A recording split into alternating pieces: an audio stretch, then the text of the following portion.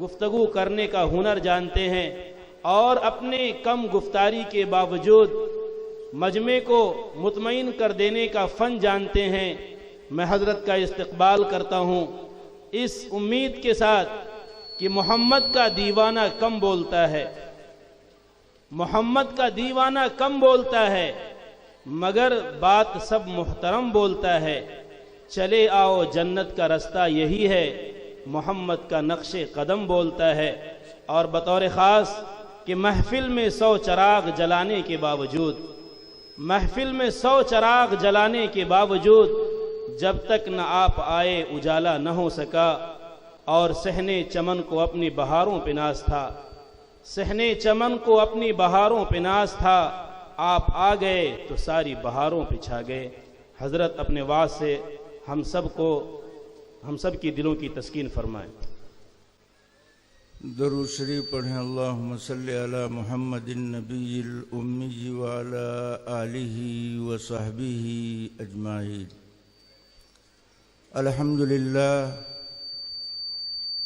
अल्हम्दुलिल्लाहि रब्बिल आलमीन वस्सलातु वस्सलामु अला अशरफिल अंबियाइ वल मुरसलीन व अला आलिहि व अस्हाबिहि अजमाइन। अम्मा बाद।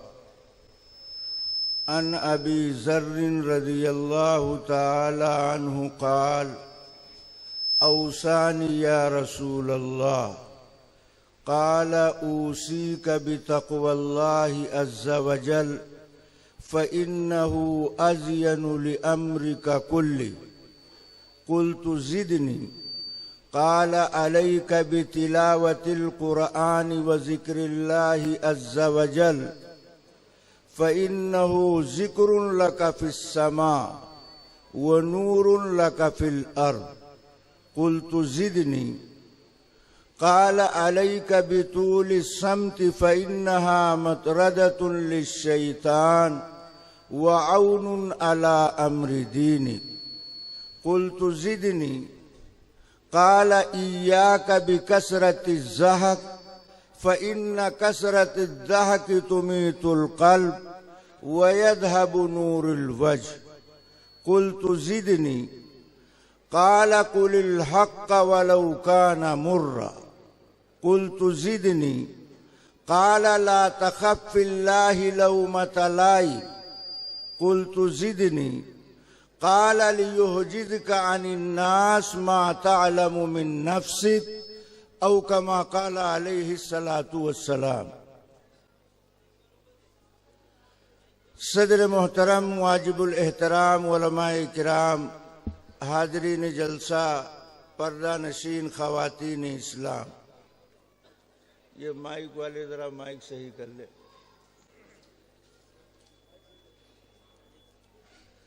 अल्लाह ताला की मेहरबानी, उसका एहसान और करम है। यहाँ के इल्म दोस्त अहबाब और दीनी दर्द रखने वाले मुसलमानों ने आज का ये पाकीज़ा इजलास इस्लाहे मुआशरा जैसे हस्सास मौजू पर मुनाकिद किया। आपने अकाबिर उलमाए किराम की ज़ुबान से किताब व सुन्नत की रोशनी में दीन की ज़रूरी बुनियादी बातें समाअत फरमाई। मैं आपकी खिदमत में आज की इस नशिस्त में 2 बातें अर्ज करना चाहता हूँ। पहली बात, मुआशरा किसको कहते हैं, और दूसरी बात, इस्लाहे मुआशरा का तरीका क्या होना चाहिए। यही 2 बातें मैं इख्तिसार के साथ आपकी खिदमत में अर्ज करना चाहता हूँ। शर्त यह है कि आप तवज्जो और ध्यान के साथ हमारी बात समाअत फरमाएं कि मैं कहना क्या चाहता हूँ। आदमी जब मुतवज्जे होकर दीन की बात सुनता है तो बात समझ में आती।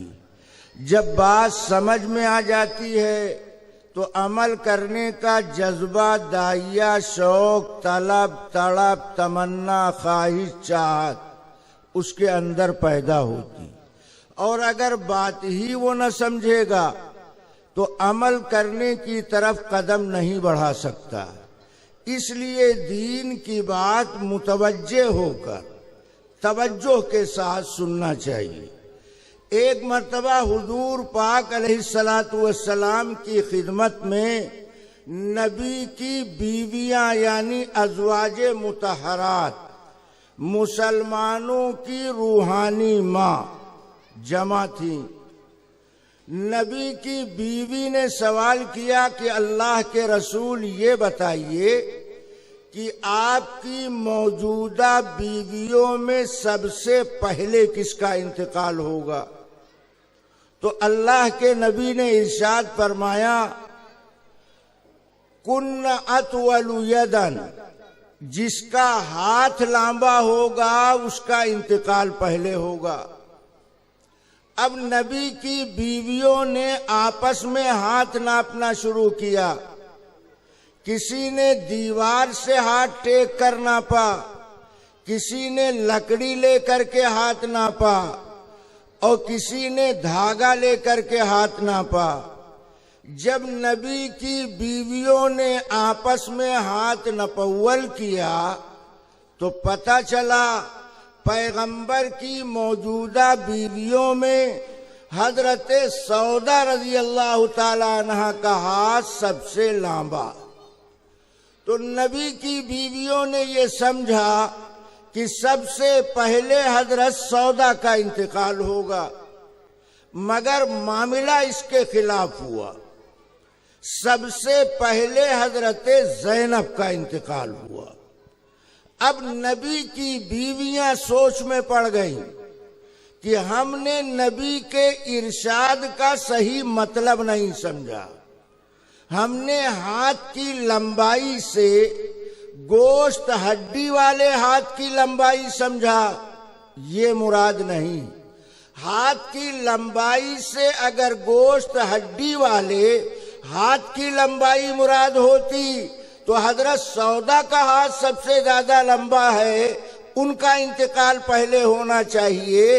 इसका साफ मतलब ये है कि इससे गोश्त हड्डी वाले हाथ की लंबाई मुराद नहीं है, बल्कि नबी के फरमाने का मतलब हाथ लंबा होने से हड्डी वाले हाथ की लंबाई मुराद नहीं है, बल्कि नबी के फरमाने का कुछ और मतलब है।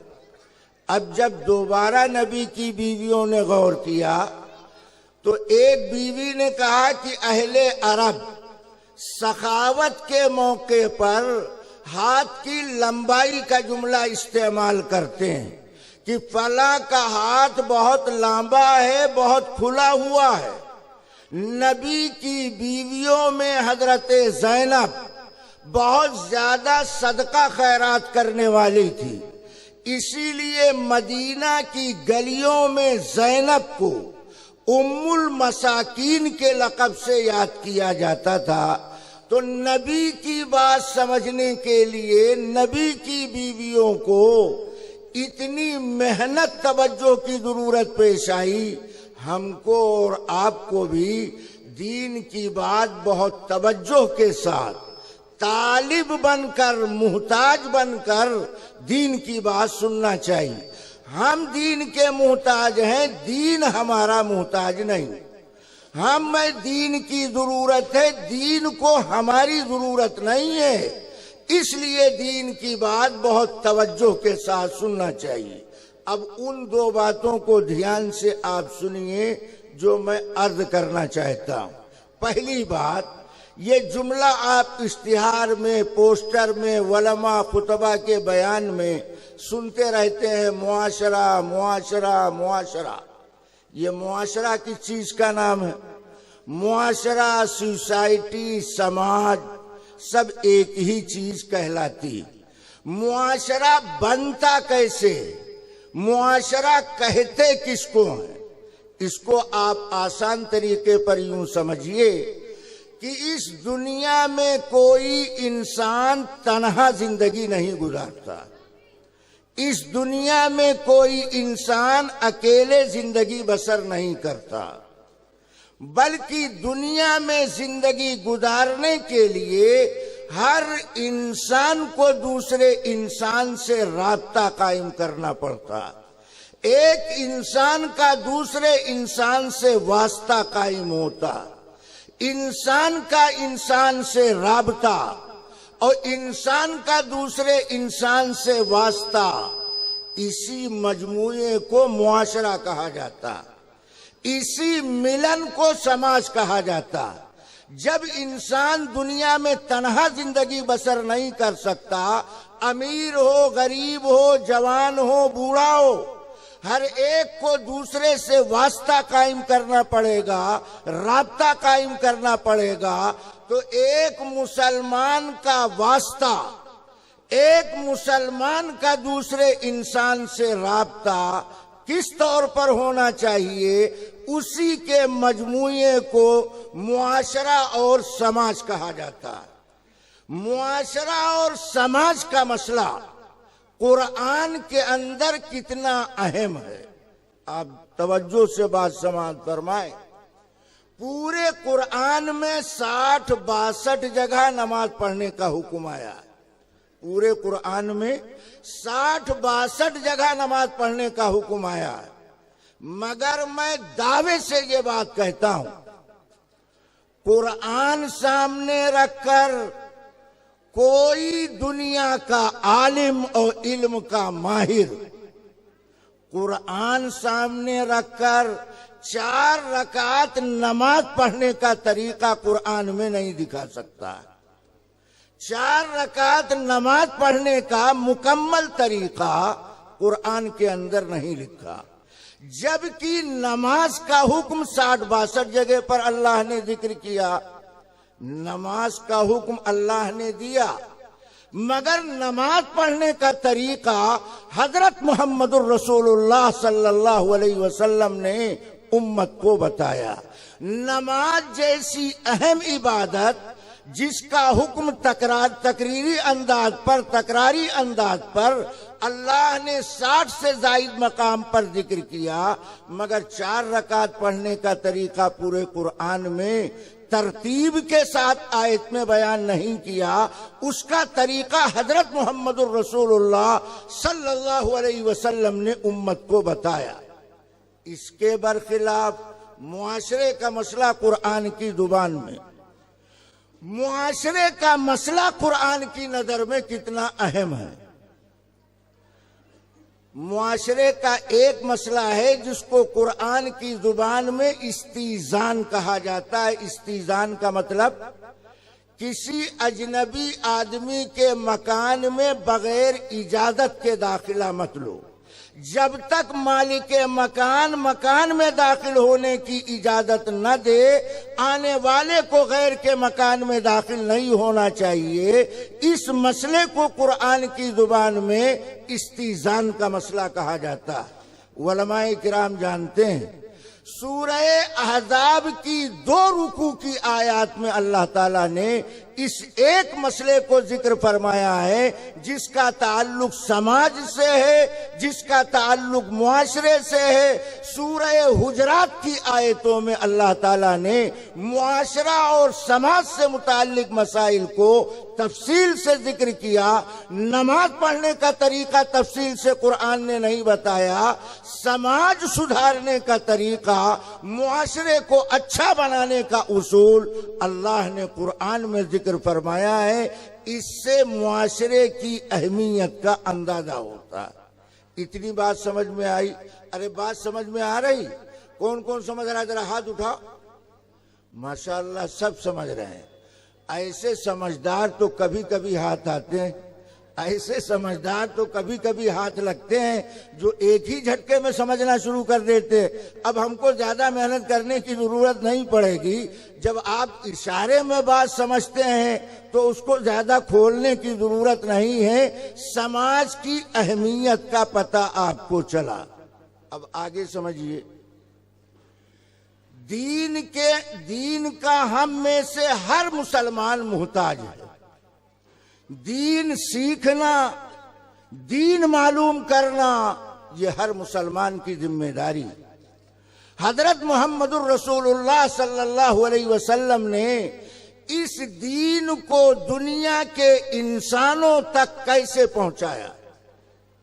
तो हदीस में उसकी तफसील मौजूद है कि अल्लाह के नबी कभी कभी मजमे आम में तशरीफ ले जाकर के दीन की बात पेश फरमाते थे।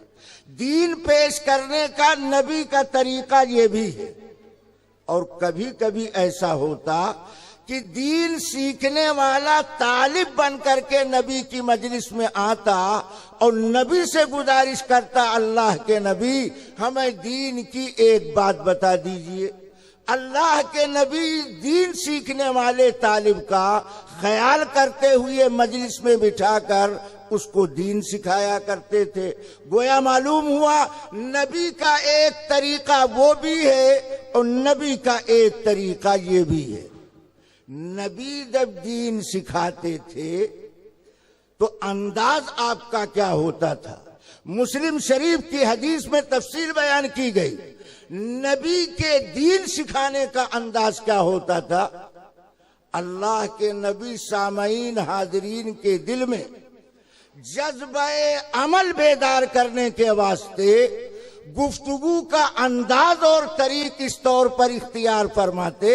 एक मौके पर आपने सहाबा के मजमे को मुखातब करते हुए फरमाया, मन याखुदु अन्नी हाउलाई कलिमात, तुम में से कौन आदमी हमसे दीन की इन बातों को सीखना चाहता है, मगर मैं दीन की बात उसको बताऊंगा जो दो बातों की जमानत हमारे सामने पेश करे।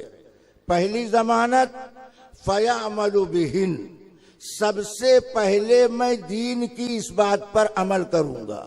दूसरी जमानत, जो दीन की बात हमें मालूम हो रही है इसको मीनो अन हम दूसरों के सामने पेश करेंगे। नबी साहबा से पूछ रहे हैं कौन दो बातों की जमानत देने के लिए तैयार, कि पहले दीन पर खुद अमल करेंगे फिर इस दीन को दूसरों के सामने पेश करेंगे। हजरत अबू हुरैरा कहते, कुल तु अना या रसूल अल्लाह, अल्लाह के नबी ये जमानत देने के लिए मैं तैयार। अबू हुरैरा ने खड़े होकर जमानत पेश की, का अल्लाह के रसूल ये जमानत में देने के लिए तैयार, आपकी बातों पर खुद अमल करूंगा और दूसरों तक ये बात मैं पहुंचाऊंगा। जब अबू हुरैरा ने ये जमानत पेश की तो अल्लाह के नबी ने प्यार में अबू हुरैरा को करीब बुलाया। इससे क्या मालूम हुआ, जो आदमी दीन सीखने के लिए किसी दीन जानने वाले के पास आए तो दीन सिखाने वाले के दिल में इस दीन सीखने वाले सच्चे तालिब इल्म की कदर व मंजिलत भी होनी चाहिए। अल्लाह के पैगंबर ने अबू हुरैरा को करीब बुलाया। अबू हुरैरा कहते हैं नबी ने करीब बुला करके फ़अख़ज़ बियदी, नबी ने प्यार में हमारा हाथ अपने हाथ में ले लिया। नबी ने मोहब्बत में मेरा हाथ अपने हाथ से पकड़ लिया। फ़अद्दा खमसन, फिर आपने 5 बातें नंबरवार तरतीब से हमें उस मजलिस में सिखाई। तो नबी के दीन सिखाने का एक तरीका ये भी है और एक तरीका जो मैंने हदीस आपके सामने पढ़ी है उसमें नबी की एक मजलिस का तस्करा किया जा रहा। मैं नबी का तस्करा नहीं, नबी की एक मजलिस का तस्करा कर रहा हूं। मुसलमानों सोचो, जिस नबी की एक मजलिस में अल्लाह ताला ने ये कमालात, खूबियां, हसनात और बरकत रखी हैं, उस पैगंबर की जात आली में अल्लाह ने कितना कमाल रखा होगा। हजरत अबू जर्र गिफारी कहते हैं मैं नबी के पास चल करके आया। आने के बाद मैंने नबी से कहा, औसानी या रसूल अल्लाह, अल्लाह के नबी हमें दीन की एक बात बता दो। कभी हम भी वक्त निकाल करके इमाम साहब के पास पहुंचकर कहते हैं इमाम साहब हमें नबी की एक सुन्नत बता दो, आलिम साहब हमें कुरान की एक आयत याद करा दो। हम क्यों नहीं करते? इसलिए कि दीन सीखने का जज्बा हमारे दिल के अंदर नहीं। अगर दीन सीखने की सच्ची तलब हमारे दिल के अंदर होती तो हम भी दीन सीखने के लिए अपने कदम आगे बढ़ाते, जैसे अबू जर्र गिफारी कदम बढ़ाकर नबी से कहते हैं, अल्लाह के नबी हमें दीन की एक बात बताइए। अल्लाह के नबी ने अबू जर को मुखातब करके फरमाया, उसी का भी तक़वल्लाहि अज़्ज़ा वजल फ़इन्नहु अज़यनु लिअम्रिका कुल्ली। ऐ अबू जर, मैं तुम्हें दीन की एक बात बताता हूं। वो दीन की एक बात क्या है? फरमाया, मैं तुमको अल्लाह से डरने की नसीहत करता हूं। अपने दिल में अल्लाह का डर पैदा करो। क्या मतलब? हराम चीज से बचने का एहतमाम करो। हलाल चीज तो इस्तेमाल ही करना है, मसला है हराम चीज का। हराम चीज से बचने का एहतमाम करो। और हराम चीज से बचने का रास्ता तरीका क्या है? अल्लाह का डर अपने दिल के अंदर पैदा करो। अल्लाह के डर का मतलब क्या है? अल्लाह के डर का मतलब यह है, अल्लाह की अजमत और जलाल का एहसास करो। जहां कोई नहीं देखता है वहां अल्लाह देखता है। जहां कोई नहीं पकड़ सकता है वहां अल्लाह पकड़ सकता है। जहां कोई नहीं रोक सकता है अल्लाह रोक सकता है।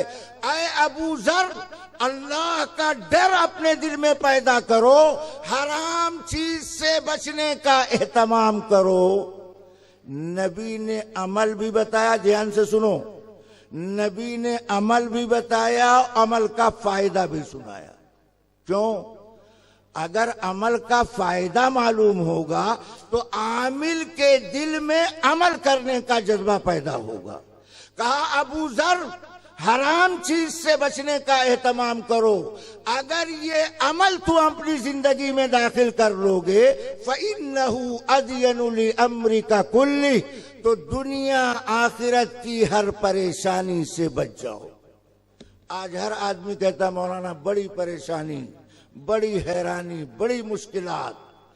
इन बीमारियों का इलाज यह है कि अल्लाह से डरना सीखो, हराम चीज से बचना सीखो। कौन नौजवान नहीं जानता है कि नशे की गोलियां इस्तेमाल नहीं करनी चाहिए, नशे के टेबलेट इस्तेमाल नहीं करना चाहिए, नशे के इंजेक्शन इस्तेमाल नहीं करना चाहिए। माल की भी बर्बादी है और सेहत को भी आग लगाना है। जानबूझकर अंगारे खा रहे हो। अल्लाह के नबी कहते हैं, हराम चीज से बचोगे तो दुनिया आखिरत की परेशानी से बचोगे, और अगर हराम काम में फंसोगे तो दुनिया आखिरत मुश्किल का सामना करना पड़ेगा। लिहाजा ये जो परेशानी हमारे सर, उसका इलाज ये है कि हराम चीज से बचने का एहतमाम कर लो। आज कितने मुसलमान नौजवान मर्द औरत जो रात की तन्हाई में लिहाफ के नीचे इंटरनेट चालू करके गलत नंगी तस्वीरें देखते हैं, वो समझते हैं कि माँ बाप नहीं देख रहे, मगर माँ बाप का अल्लाह देख रहा है, जो हमारा तुम्हारा भी अल्लाह। अगर अल्लाह का डर दिल में आएगा तो लिहाफ के नीचे गलत काम करने से इंसान खुद बचेगा, उसको बचाने की जरूरत पेश नहीं आएगी। गुनाह उम्मत के अंदर गुनाह की कसरत इसलिए हो रही है, अल्लाह का डर हमारे दिल से निकलता चला जा रहा। इसीलिए सूद खाने से, हराम लेने देने से, गलत चीज देखने से, गंदी चीज से आंख सेकने से न हमको शर्म आती है, न हमको डर लगता है। अल्लाह वहां देखता है जहां कोई नहीं देखता। मुसलमानों, अपनी जिंदगी में सुधार पैदा करो। हमारी हिदायत के लिए नबी की एक नसीहत काफी है, हराम चीज से बचने का एहतमाम करो। हर आदमी जानता है झूठ बोलना हराम, मगर आज का ताजिर मुसलमान हमसे ये भी कहता है, मौलाना बगैर झूठ के तिजारत हो ही नहीं। तौबा तौबा, इतना बेशरम, बेहया, बेगैरत, बेइज्जत, हराम चीज को जरिया तरक्की का समझ रहा। समाज के अंदर ऐसे मुसलमान रहते हैं इनमें सुधार पैदा करने की जरूरत है कि नहीं। तो अबू जर कहते हैं अल्लाह के नबी ने पहली नसीहत फरमाई, अबू जर हराम चीज से बचने का एहतमाम करो, दुनिया आखिरत की हर परेशानी से बच जाओ। अबू जर कहते हैं नबी की जब एक नसीहत हमें मालूम हुई तो दीन सीखने का जज्बा, शौक और उबल पड़ा, बढ़ पड़ा। कुल तो जिदनी या रसूल अल्लाह, अबू जर ने कहा अल्लाह के नबी एक बात और बताइए, अल्लाह के नबी एक बात और बताइए। तो अल्लाह के नबी ने दूसरी नसीहत फरमाई।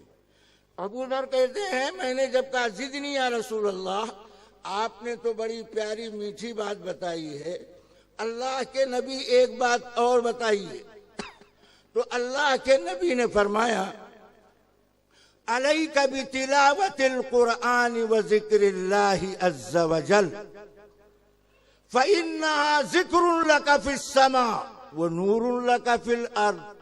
ऐ अबू जर, कुरआन की तिलावत का एहतमाम करो। अल्लाहु अकबर। माँ बाप को मोहब्बत की नजर से देखो तो नफली हज उम्रा का सवाब मिलता है। हज उम्रा में बार बार नहीं आ जा सकते, माँ बाप को प्यार की नजर से देखो, अल्लाह नफली हज उम्रा का सवाब अता करता है। अल्लाह के घर को प्यार से देखो, अल्लाह नेकियों से माला माल करता है। अल्लाह के कलाम को अजमत की नजर से देखो, अल्लाह गंदे दिल को साफ कर दिया करता है। अबू जर से नबी कहते हैं कुरआन की तिलावत का एहतमाम करो। सोचो मुसलमानों, कौन कह रहा है? जिस पर कुरआन उतरा। किससे कह रहे हैं? जिनको कुरआन पढ़ना नबी ने सिखाया, उनसे क्या कह रहे हैं? कुरआन की तिलावत का एहतमाम करो। आज हम जितना अखबार पढ़ते हैं उतना कुरआन पढ़ते हैं? नहीं पढ़ते। जितना टीवी पर खबरें सुनते हैं, क्या उतना हम कुरआन सुनने का एहतमाम करते हैं? नहीं करते। फरमाया एक तो कुरआन की तिलावत का एहतमाम करो, दूसरा काम कहा जिक्रुल्लाह का एहतमाम करो। तन्हाई में बिस्तर पर बैठकर, घर में रुककर अल्लाह अल्लाह कह लिया करो। फस्कुरूनी अज़कुरुकुम, अल्लाह कहते मेरे बंदो तुम हमें याद करो, हम तुम्हें याद करेंगे। तुम हमको याद करना भुला दोगे तो हम तुमको भुला देंगे। अगर ये चाहते हो कि अल्लाह की दरबार दुरबार में हमारा नाम लिया जाए तो जमीन पर बैठकर अल्लाह का नाम लिया करो। उलमाए किराम जानते हैं कि दो इबादत ऐसी है, ध्यान से सुनो, इनकी बरकत से बिल्कुल ताज़ी बात याद आ गई। दो इबादत ऐसी है, नमाज है उनकी रकातें मुतय्यन है, रोजे हैं उनके दिन मुतय्यन है, अय्याम हज हैं उनके दिन मुतय्यन। मगर दो इबादत शरीयत में ऐसी है जिसकी हदबंदी नहीं। नंबर एक जिक्र करना, नंबर दो पैगंबर पर कसरत से दुरूदो सलाम भेजना। इन दो इबादत की अल्लाह ने हदबंदी नहीं की है कि 1000 मरतबा, 2000 मरतबा, 1,00,000 मरतबा। क्यों?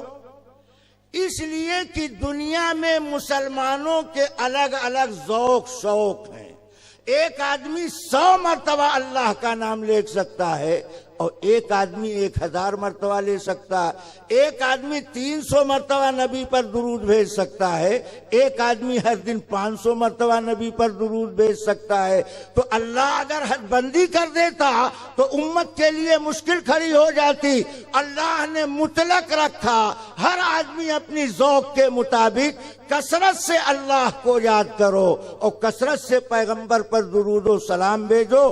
फरमाया कुरआन की तिलावत का एहतमाम करो और अल्लाह को याद करने का एहतमाम करो। इस अमल का फायदा क्या होगा? सुनो, फरमाया अगर ये दो अमल करोगे तो ये दो अमल इतने भारी भरकम है कि इनके टक्कर में कोई आने वाला नहीं।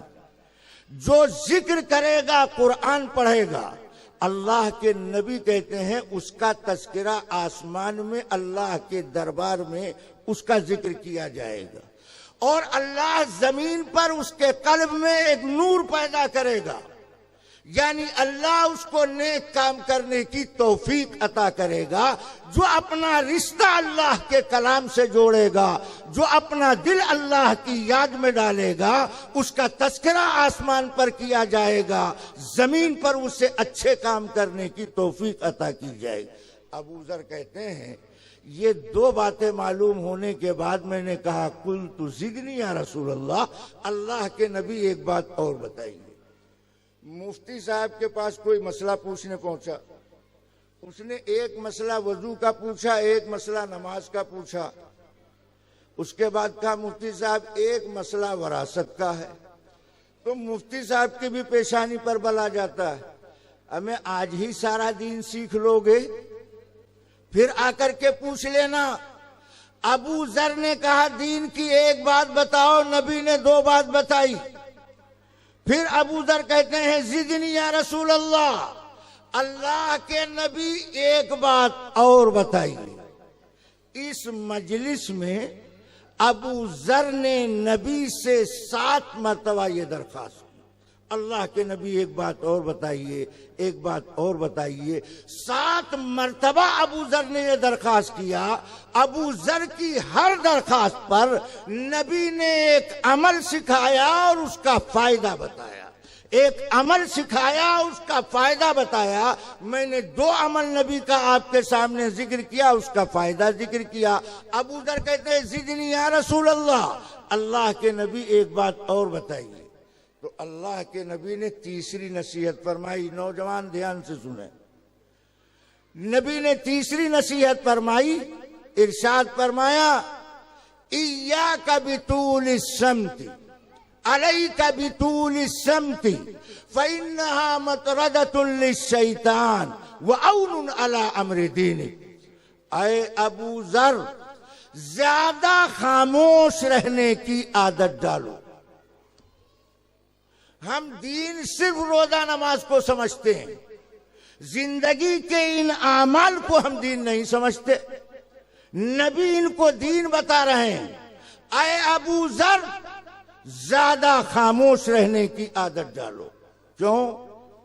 ज्यादा खामोश रहने वाला आदमी शैतान को दफा करने वाला, जब शैतान दफा हो जाएगा वह औनुन अला अम्रि दीनिक, तो उसके लिए दीन का काम करना आसान हो जाएगा। इससे क्या मालूम हुआ? दीन के काम से रोकने वाला असल दुश्मन हमारा शैतान है। शैतान हमको दीन के काम करने नहीं देता, शैतान हमको दीन के काम में लगने नहीं देता, शैतान हमको फजूलियात और मुनकरात में गिरफ्तार करा दिया करता है। अल्लाह के नबी फरमाते हैं शैतान के हमले से अगर बचना है तो ज्यादा खामोश रहने का मिजाज बनाओ। इस हदीस के टुकड़े को जरा मैं कुछ तफसील करूंगा ताकि बात पूरी वादे हो जाए। ज्यादा चुप रहने की आदत डालो को क्या मतलब? चुप रहने का रोजा रखना शुरू कर दे, ये मतलब नहीं है। चुप रहने का रोजा रखे नहीं, ये मतलब नहीं। फिर अनबोलता अंडा बन जाए, ये भी मतलब नहीं। फिर नबी के फरमाने का मतलब क्या है? अबू ज़र, ज्यादा खामोश रहने की आदत डालो, चुप रहने का मिजाज बनाओ। नबी के फरमान का मतलब यह है बवक्ते जरूरत बकदरे जरूरत बोला करो। अबू ज़र, बवक्ते जरूरत बकदरे जरूरत बोला करो। मालूम क्या हुआ? मुसलमान की जुबान खुले तो जरूरत के वक्त में खुले, जरूरत के मुताबिक चले, न बिला जरूरत चले न जरूरत से ज्यादा चले। समाज में जो लोग ज्यादा बोलते हैं उन्हें बक्कू कहा जाता है, फेंकू कहा जाता है। क्यों? जानते हैं ये बिला जरूरत भी बोलता रहता, बिला जरूरत भी बोलता रहता। और जो आदमी बिला जरूरत बोलने का आदी हो जाता है वो सही गलत की तमीज नहीं करता है, सच और झूठ का लिहाज नहीं करता है। मुसलमान की एक एक बोल को रिकॉर्ड किया जाता है। इसलिए नबी ने फरमाया बवक्ते जरूरत बकदरे जरूरत बोला करो। एक तो बिला जरूरत मत बोलो, दूसरे जरूरत से ज्यादा मत बोलो। अगर औरत जरूरत से ज्यादा बोलेगी तो शौहर से टकराव हो जाएगा, शौहर जरूरत से ज्यादा बोलेगा तो बीवी से लड़ाई हो जाएगी। ये घर घर जो लड़ाई का मैदान गर्म होता है, जुबान पर कंट्रोल न करने का असर है। अल्लाह के नबी फरमाते हैं अबू जर बवक्ते जरूरत बकदरे जरूरत बोला करो। बिला जरूरत बोलने से खामोश रहना बेहतर है। जो आदमी बिला जरूरत नहीं बोलता है शैतान उससे दूर भागता, शैतान उससे दूर भागता, और शैतान जिससे दूर रहेगा उसके लिए दीन का काम करना आसान हो जाएगा। मालूम हुआ दीन का काम करना तुम्हारे लिए अगर आज मुश्किल है, दुकान पर रहकर नमाज पढ़ना तुम्हारे लिए मुश्किल, मालूम हुआ शैतान का हमला तुम्हारे साथ चल रहा है। तुम्हारी जुबान बेलगाम है, अपनी जुबान पर कंट्रोल करो, झूठ न बोलो, गीबत न करो, गाली न बको। तुम इतने बेलगाम जुबान के इस्तेमाल करने वाले। इंसान तो इंसान है, कुत्ता बिल्ली को गाली दे देते हैं, कुत्ता बिल्ली को गाली दे देते हैं। ये है आज का समाज। अल्लाह के नबी समाज की इस गंदगी को दूर करने का आसान तरीका बताते हैं। बवक्ते जरूरत बकदरे जरूरत बोला करो तो शैतान तुमसे दूर रहेगा, दीन का काम करना तुम्हारे लिए आसान। अब इसका मतलब ये नहीं है कि जरूरत के वक्त भी ना बोलो। एक साहब ने अपने लड़के का रिश्ता किया, बहू रुखसत करा के लाए। 3 दिन गुजर गए, बहू खाती पीती अंदर बाहर आती जाती मगर बोलती नहीं थी। तो सास के दिल में खतरा लाहिक हुआ कि कहीं हमारी बहू गूंगी तो नहीं है, ये खाती तो है मगर बोलती नहीं। तो तीसरे दिन बेसब्री के आलम में सास ने कहा, बिटिया तू बोलती क्यों नहीं? तो बहू बोली, अम्मा ये बताओ अगर मेरा शौहर मर गया तो मेरा क्या होगा? सास ने सर पकड़ लिया, इस बोलने से न बोलना अच्छा। कम वक्त बोली तो पहले मेरे लखते जिगर को मारने का फैसला किया। अरे मेरा बेटा, मेरा लखते जिगर, मेरा नूरे नजर, मेरी जिंदगी का सहारा है। कहती है अगर मेरा शौहर मर गया तो मेरा क्या होगा? अरे कम वक्त तेरा जो होगा वो तो होगा, मेरा क्या होगा? इस बोलने से न बोलना अच्छा है। इसलिए नबी ने फरमाया कि ज्यादा चुप रहने की आदत डालो, बिला जरूरत न बोला करो। जो लोग बिला जरूरत जुबान चलाते हैं वो बहुत सारे गुनाह का इर्तिकाब करते हैं, अल्लाह की इस नेमत की नाकदरी करते हैं। अबू दर कहते हैं, जिदनी या रसूल अल्लाह, अल्लाह के नबी एक बात और बताइए। तो नबी ने चौथी नसीहत फरमाई, इरशाद फरमाया, इय्याका बिकसरति ज़हर, ऐ अबू जर ज्यादा हंसने से बचना। नबी की ये वो हिदायतें हैं, वो तालीमात हैं जो हर इंसान को इंसान बनाने वाली, मुसलमान को मुसलमान बनाने वाली, इंसान को सच्चा इंसान बनाने वाली। कहा अबू जर ज्यादा हंसने से बचना। क्यों? वजह आगे जिक्र किया, इसलिए कि ज्यादा हंसना दिल को मुर्दा कर देता है, चेहरे को बेनूर कर देता है। इसलिए ज्यादा हंसा ना करो। अब नबी के फरमाने का मतलब क्या निकला?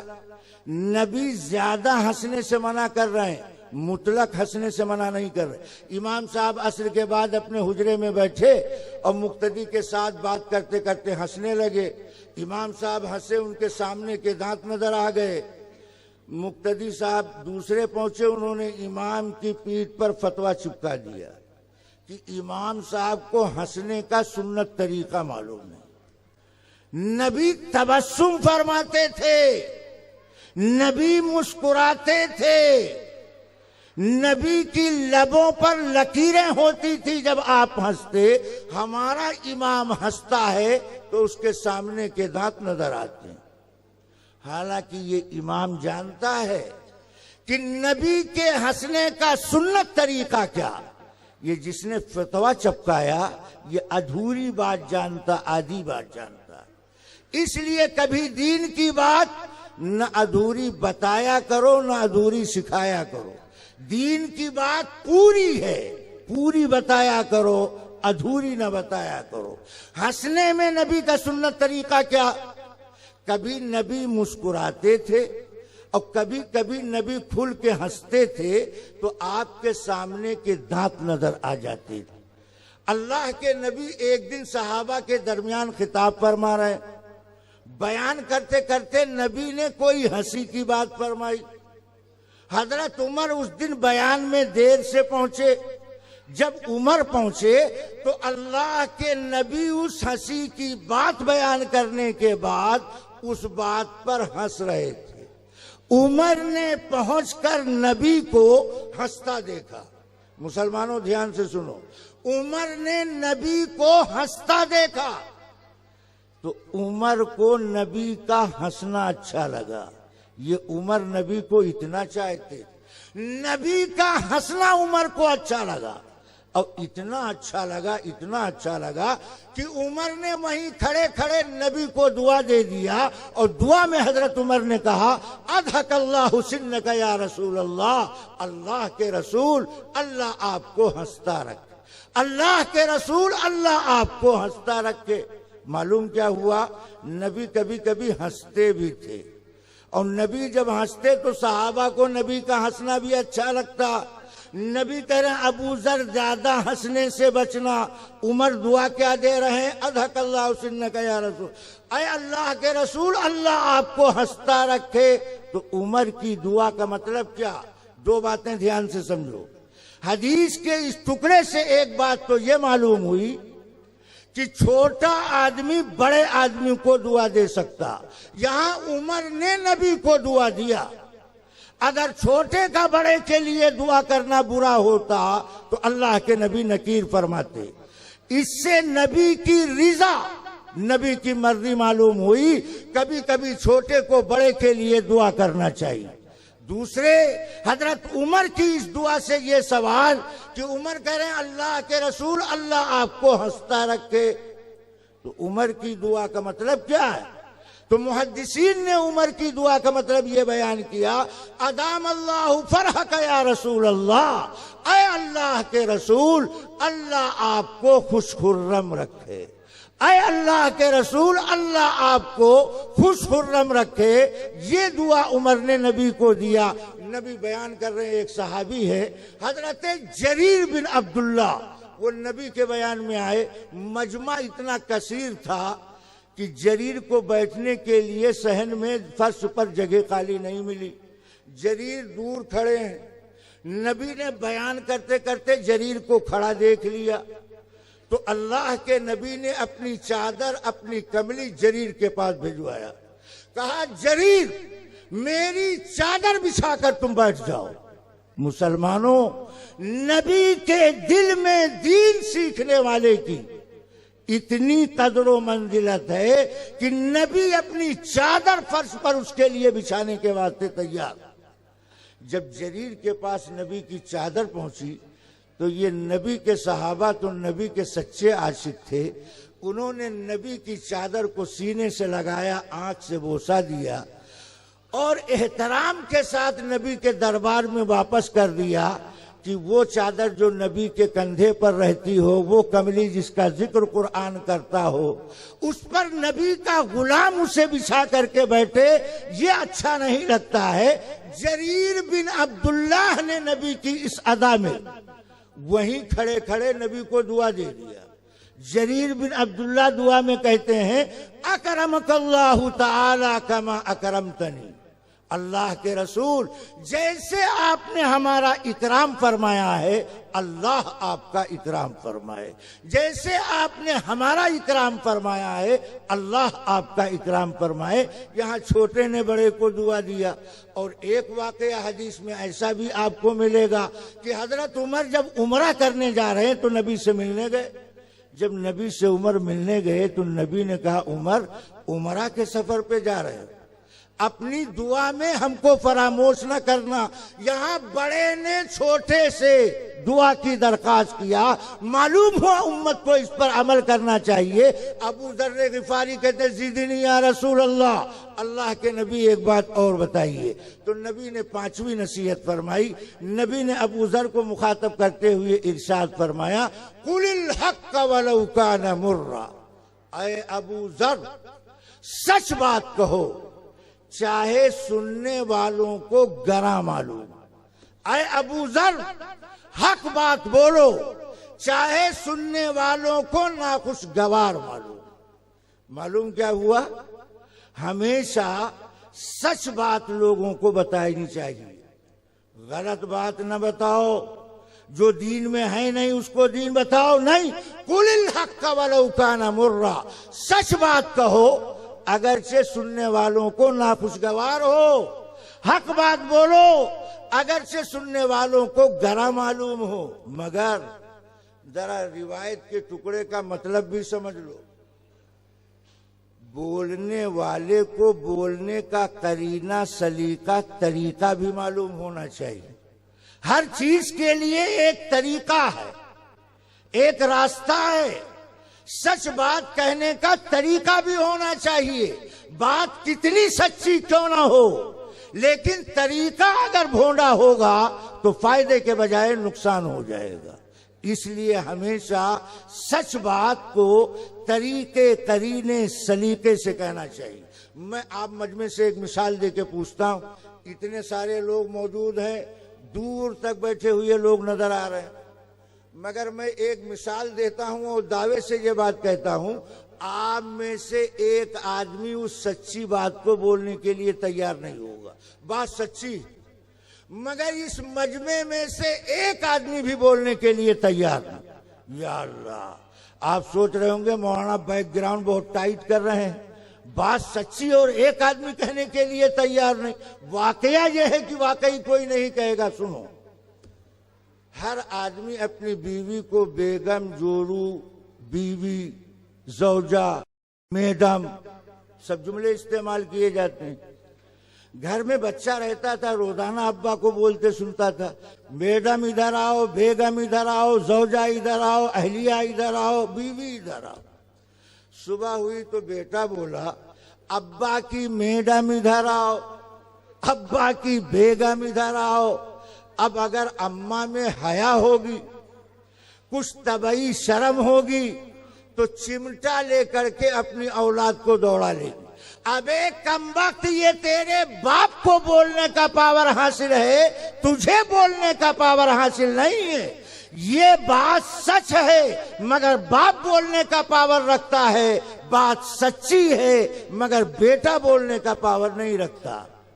मालूम हुआ सच्ची बात में तमीज की सलाहियत भी होनी चाहिए कि कौन सी बात किसको बोलना चाहिए और कौन सी बात किस तरह बोलनी चाहिए। इसको मैं दूसरे मिसाल से समझाता हूं। दुनिया में रात दिन हम अमल करते हैं, थोड़ा ध्यान दें तो बात को समझना आसान हो जाए। तीतर बटेर का शिकार करने वाला सिर्फ जाल में दाना डाल के छोड़ के नहीं चला आता। जाल बिछाता है, दाना डालता है, फिर झाड़ी में छुप जाता है, फिर तीतर की बोली बोलता है। तो तीतर समझते हैं आज बिरादरी की दावत, सब निकल पड़ते हैं और दाना नजर आता है, एकाएक हमला आवर हो जाते हैं। वो जाल खींचता है, सबको जाल में फांस लेता है। तो मुसलमानों सोचो, एक तीतर को फंसाने के लिए सिर्फ जाल में दाना डालना काफी नहीं है, बल्कि शिकारी तीतर की बोली भी बोलता है।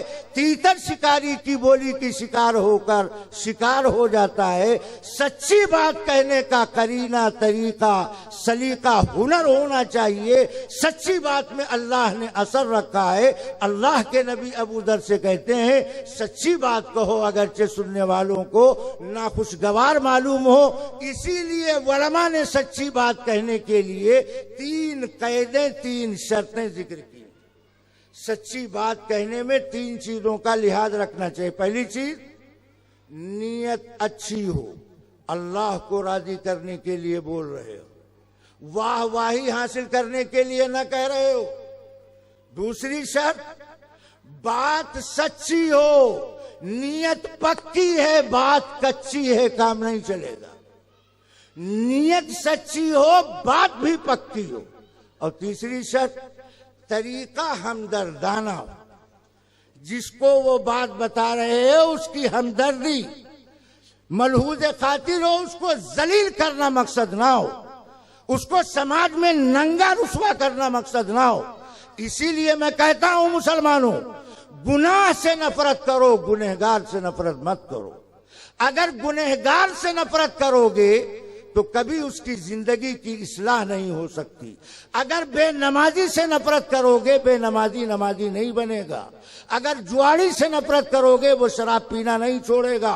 शराब से नफरत करो, शराबी से नफरत ना करो। नमाज छोड़ने से नफरत करो, बेनमाजी से नफरत ना करो, ताकि उस बुरे माहौल में रहने वाले की इस्लाह हो जाए। नबी इस्लाह का तरीका बताते हैं कि सच्ची बात लोगों को बताओ, लोगों की इस्लाह होगी। और सच्ची बात छुपाओगे तो लोगों में गुमराही फैलेगी। वलौ काना मुर्रा, अगर से सुनने वालों को बुरा मालूम। आज कहा जाता है कि शरीयत में बारात का कोई सबूत नहीं।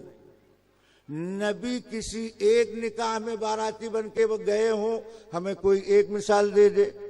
नबी ने अपनी लड़कियों के निकाह में बारात बुलाया हो, कोई एक मिसाल भी तो बता दे। अब जब कहा जाता है बारात का शरीयत से कोई ताल्लुक नहीं, तो शेरवानी चढ़ाकर सुरमादानी खाली करने वाले कहते हैं बताओ दावत में जाने से मना कर। सोचा नहीं, बुलाया लड़के के बाप ने और गाड़ी ले जाकर के रोक दिया लड़की के बाप के घर। जिसने न कारण दिया है न फोन नंबर बताया, बुलाया इसने, खिलाए वो। ऐसी चीजों को रिवाजी काम कहा जाता। इसका सुन्नत शरीयत से कोई ताल्लुक नहीं। अबू दर कहते हैं जिदनी या रसूल अल्लाह, अल्लाह के नबी एक बात और बताइए। अल्लाह के नबी ने छठी बात इरशाद फरमाई, फरमाया ला तखफ फिल्लाहि लौमत लाई। ऐ अबू दर, अल्लाह का हुक्म बजा लाने में, नबी की सुन्नत पर अमल करने में मलामत करने वालों की मलामत की परवाह न करना। लोग कहेंगे बड़ा दीनदार बनता है, बड़ा हाजी नमाजी बनता है। इन खुराफाती लोगों की लानतों मलामत की परवाह न करना, सच्चे दिल के साथ दीन पर जमना। फरमाया ला तकफिल्ला, अल्लाह का हुक्म बजा लाने में मलामत करने वाले, ताना देने वालों की ताना और मलामत की परवाह न करना। जब उनके ताना मलामत से अपने आप को अलग कर लोगे तो तुम्हारे लिए अल्लाह का हुक्म बजा लाना आसान हो जाएगा, नबी की सुन्नत पर चलना आसान हो जाएगा, शरीयत पर अमल करना आसान हो जाएगा। और जब तक ये वसवसा हमारे दिल में बैठा रहेगा, बिरादरी क्या कहेगी, महल्ले वाले क्या कहेंगे, इलाके वाले क्या ताना देंगे, कभी तुम शरीयत पर अमल नहीं कर सकते, कभी तुम अपने अमल से सुन्नत को जिंदा नहीं कर सकते। अगर शरीयत पर अमल करना मकसूद और सुन्नत को बेदार करना, बजा लाना मतलूब है, तो फिर मलामत करने वालों की मलामत की परवाह न करो। अबू दर गिफारी कहते हैं जिदनी या रसूल अल्लाह, अल्लाह के नबी एक बात और बताइए। तो अल्लाह के नबी ने वो 7वीं नसीहत बताई, आखिरी बात इरशाद फरमाया। मैं आखिरी बात कह करके अपनी बात खत्म करता हूँ, वक्त भी पूरा हो रहा है। अल्लाह के नबी आखिरी नसीहत अबू दर को करते हैं, जिसका ताल्लुक हर मुसलमान से। क्या नसीहत की? लियुजिदका अनिन्नास मा तअलमु मिन नफ्सिक। ऐ अबू जर, अपने बारे में तुम्हें जो मालूम है उस पर ध्यान दो, ताकि लोगों की बुराई करने से तुम अपने को बचा सको। हम दूसरों की जिंदगी देखते हैं, दूसरों की कमियां तलाश करते हैं, हम अपनी जिंदगी के पर निगाह डालने के लिए तैयार। नबी कहते हैं मा तअलमु मिन नफ्सिक, ऐ अबू दर अपने बारे में तुम्हें जो मालूम है कि बुलूगत के बाद से अब तक कितनी नमाजें हमने छोड़ी, बुलूगत के बाद से अब तक जब से हम पर ज़कात फर्ज हुई, कितने साल की ज़कात के हमने नागा किया, कितनी गलत चीजों का हमने इर्तिकाब किया, हर आदमी अपने बारे में जानता है। अल्लाह के नबी इस्लाह का तरीका बताते हैं कि हर आदमी को जो अपने बारे में मालूम है, अपनी कमी कोताही गफलत के दूर करने की कोशिश करो। यही इस्लाह का बेहतरीन तरीका है। जो आदमी दूसरों की कमियां तलाश करता, जो दूसरों के उयूब और नकाइस को तलाश करता है, उस आदमी की कभी इस्लाह नहीं। अगर रोगी हकीम बन जाए तो क्या होने वाला? कब्रिस्तान आबाद हो जाएगा। अगर रोगी हकीम बनेगा तो कब्रिस्तान आबाद हो जाएगा, कफन की चादरें कम पड़ जाएंगी। अरे जो सेहतमंद है, इलाज करने का तरीका जानता है, वो इलाज करेगा तो रोगी अच्छे होंगे। जब उयूब, कमियां, कोताहियां, गुनाह, जराइम, नकाइस हमारी जिंदगी में पाए जाते हैं तो हम सबको अपने बारे में फिक्र करना, अपने घर वालों के बारे में फिक्र करना, अपनी औलाद की सुधार के बारे में फिक्र करना, ये इस्लाह का बुनियादी रास्ता, आसान तरीका है। हजरत अबू दर्र गिफारी फरमाते हैं, आज तो मैं नबी से दीन सीखने के लिए आया। मुलाकात पर मैंने गुजारिश किया, अल्लाह के नबी हमें दीन की एक बात बताओ। तो नबी ने आज की मजलिस में हमें 7 बातें बताई। मैं उन 7 बातों को रिपीट किए देता हूं ताकि पूरा मजमून आपके जहन में ताजा हो जाए। अबू दर कहते हैं, पहली नसीहत नबी ने यह फरमाई कि अल्लाह का डर अपने दिल में पैदा करो, हराम चीज से बचने का एहतमाम करो, तो दुनिया आखिरत की हर परेशानी तुम्हारी दूर हो जाएगी। दूसरी नसीहत में फरमाया, कुरान की तिलावत का एहतमाम करो, अल्लाह के जिक्र का एहतमाम करो। ये इबादत करोगे तो तुम्हारा तज़किरा आसमान पर किया जाएगा, अल्लाह तुम्हें नेक अमल की तौफीक अता करेगा। और तीसरी नसीहत में फरमाया, अबू ज़र ज्यादा खामोश रहने की आदत डालो, बवक्ते ज़रूरत बकदरे ज़रूरत बोला करो। इसलिए कि जो आदमी खामोश रहने की आदत डालता है, शैतान उससे दूर भागता है, उसके लिए दीन का काम करना आसान हो जाता। और चौथी नसीहत में फरमाया, अबू ज़र ज्यादा हंसने से बचो, इसलिए कि ज्यादा हंसने से दिल मुर्दा हो जाता। दिल मुर्दा होने का मतलब आखिरत की फिक्र दिल से निकल जाती। चेहरा बेनूर हो जाने का मतलब उसका चेहरा बेरोब नहीं रहता। और 5वीं नसीहत में फरमाया, अबू ज़र सच बात लोगों को बताओ, अगर से सुनने वालों को गरा मालूम हो। और 6ठी नसीहत में फरमाया, अल्लाह के अहकामात को बजा लाने में मलामत करने वालों की मलामत की परवाह न करना।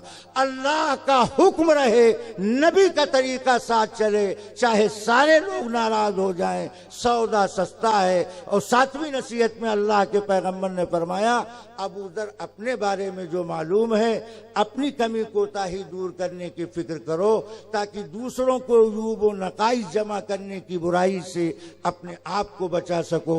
अल्लाह तबारक व तआला इन नसीहतों पर हम सबको अमल करने की तौफीक मरहमत फरमाए। इंशाअल्लाह अमल करेंगे भाई। कौन कौन करके तो हाथ उठा, माशाअल्लाह। तो मैं जलसे के जिम्मेदारों को ये यकीन दिलाता हूँ, अगर इतने लोगों ने अमल कर लिया तो ये अल्लाह की बड़ी खुसूसी मेहरबानी हो। कुछ लोगों ने अमल किया तब भी हम अपने मकसद में कामयाब। और इतनी कामयाबी तो नकद दिखाई पड़ती है कि इतनी बड़ी तादाद में मुसलमानों ने यकसू खामोशी के साथ, अदब व एहतराम के साथ नबी का फरमान सुना है, अल्लाह का इरशाद सुना है। अल्लाह ताला कद्र की तौफीक अता फरमाए। वमा अलैना इल्लल बलाग।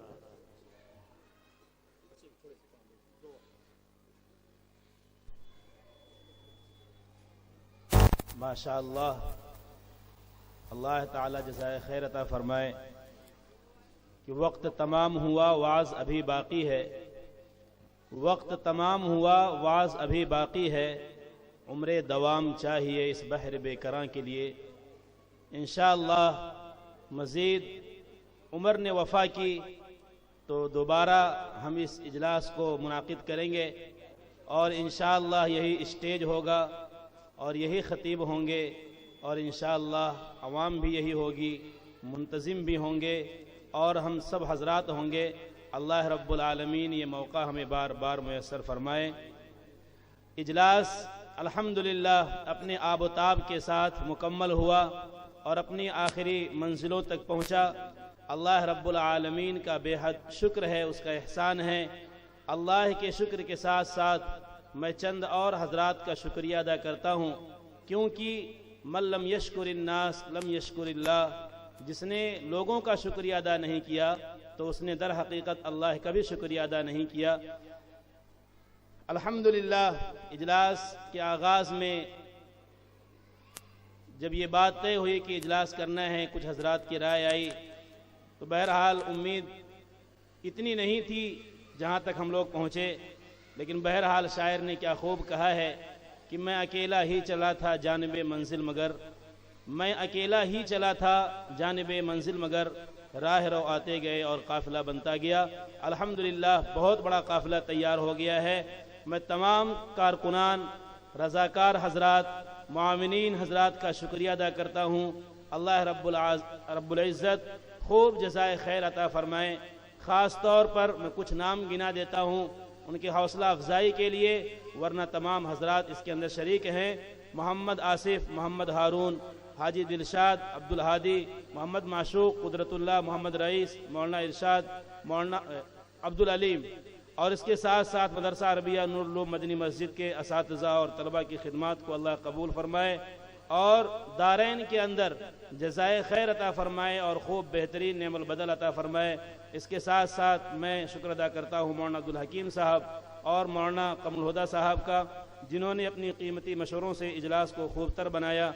और इसके साथ मैं आने वाले तमाम मेहमानान किराम का अपनी दिल की गहराइयों से शुक्र अदा करता हूँ, और तमाम उलमाए किराम जो हमारी दावत पर तशरीफ़ लाए और हमारे स्टेज को उन्होंने रौनक बख्शी। अल्लाह रब्बुल आलमीन की आमद को कबूल फरमाए, बेहतरीन बदला अता फरमाए। दिल में बहुत सारे जज्बात हैं जिनको मैं अल्फाज में समेट नहीं सकता, क्योंकि जज्बात एक आलम अकबर है, अल्फाज की दुनिया छोटी सी। जज्बात एक आलम अकबर है, अल्फाज की दुनिया छोटी सी। इजहार तशक्कुर क्यों कर हो, ये जुरात बेजा है।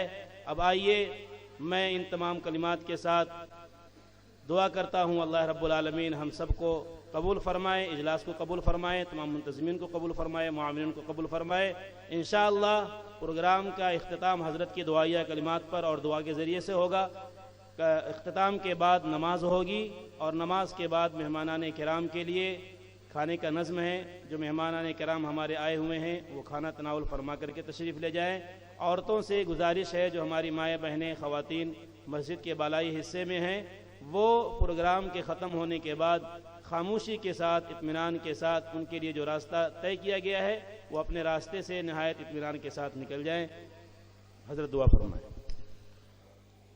अल्हम्दुलिल्लाह रब्बिल आलमीन वस्सलातु वस्सलामु अला रसूलिहिन नबिय्यिल करीम व अला आलिहि व अस्हाबिहि अजमाइन। रब्बना आतिना फिद दुनिया हसनतन व फिल आखिरति हसनतन व क़िना अज़ाबन नार। रब्बना ज़लमना अनफुसना व इल्लम तग़फिर लना व तरहमना लनकूनन्न मिनल खासिरीन। या हय्यु या क़य्यूम बिरहमतिका नस्तगीस। ऐ अल्लाह हम सब के छोटे बड़े गुनाह को माफ़ फरमा, रहम व करम का मामला फरमा, दारैन में आफ़ियत नसीब फरमा, दारैन की ज़िल्लत व रुसवाई से हिफाजत फरमा। ऐ अल्लाह हम सब की जान की, माल की, इज़्ज़त व आबरू की, ईमान व आमाल की, अहलो अयाल की कदम कदम पर भरपूर हिफाजत फरमा। ऐ अल्लाह इस मजमे में जो बीमार हैं उन्हें शिफाए कामिल आजिल नसीब फरमा।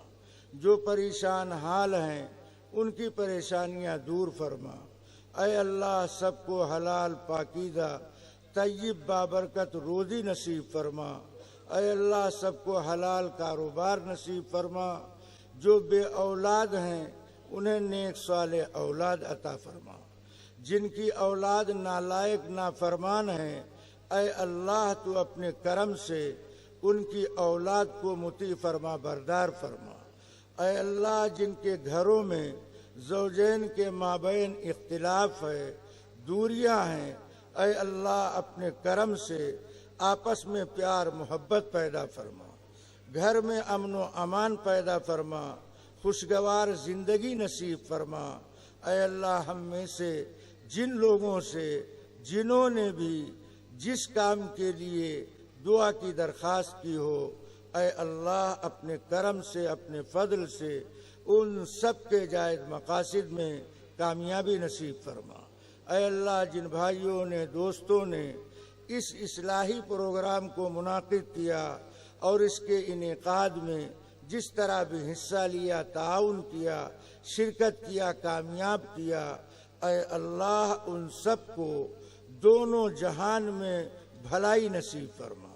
ऐ अल्लाह, उनकी ज़िंदगी में सुधार और निखार पैदा फरमा, उनके हर जायज़ मकसद में कामयाबी नसीब फरमा। अंत वलियुना फिद दुनिया वल आखिरा, तवफ़्फ़ना मुस्लिमन व अलहिक़ना बिस्सालिहीन।